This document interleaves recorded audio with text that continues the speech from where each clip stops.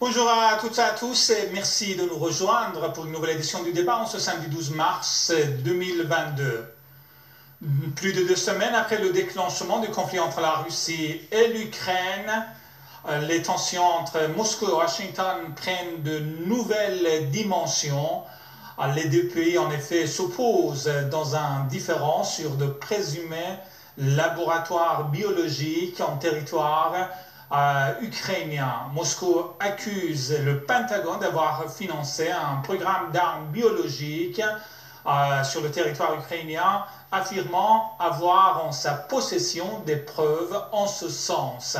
Le chef de la diplomatie russe, Sergei Lavrov, a qualifié en effet d'absolument scandaleux des faits sur ce que fait le Pentagone en effet sur le territoire ukrainien. Il a accusé Washington d'utiliser le territoire ukrainien pour mener des expériences sur des agents pathogènes qui peuvent être utilisés pour créer en effet des armes biologiques.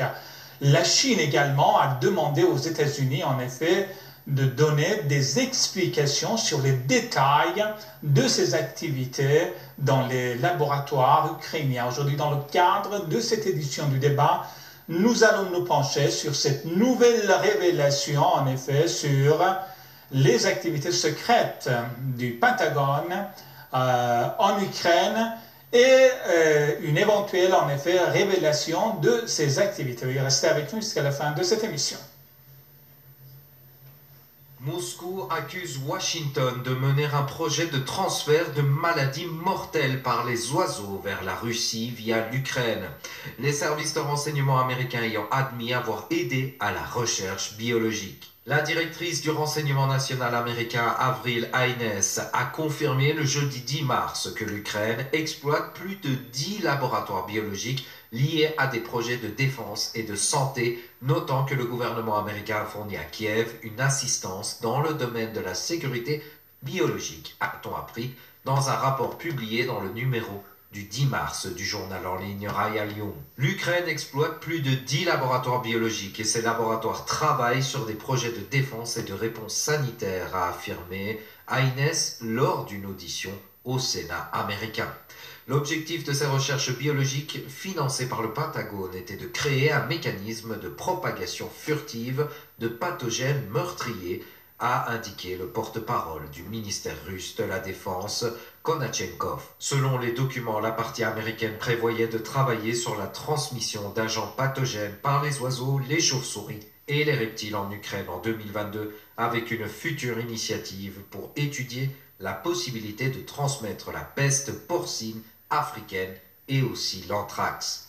Le porte-parole a annoncé que le ministère russe de la Défense avait l'intention de publier un autre paquet de documents sur les activités biologiques secrètes des États-Unis en Ukraine. Le 24 février, le président russe Vladimir Poutine a annoncé le lancement d'une opération militaire spéciale dans la région du Donbass, dans le sud-est de l'Ukraine, suite à la demande officielle des républiques de Donetsk et de Lugansk pour le soutien de la Russie face aux forces ukrainiennes. Poutine a souligné que la Russie ne prévoyait pas d'occuper le territoire ukrainien, expliquant que l'objectif est de protéger les personnes qui, pendant 8 ans, ont été victimes de persécutions et de génocide par le gouvernement de Kiev.